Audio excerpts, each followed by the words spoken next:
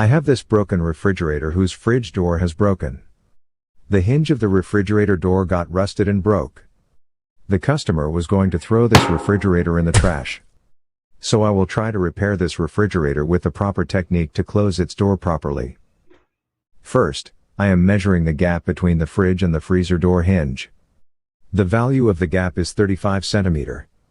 We will remember this measurement to fix the door while repairing it.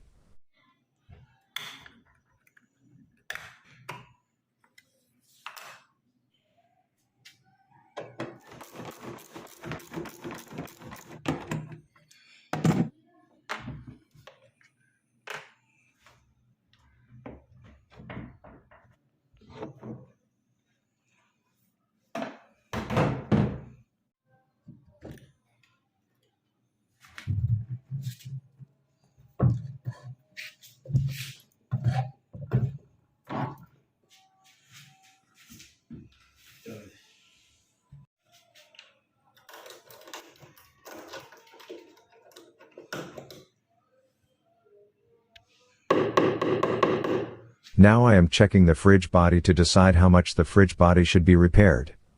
So I will repair the fridge body till here.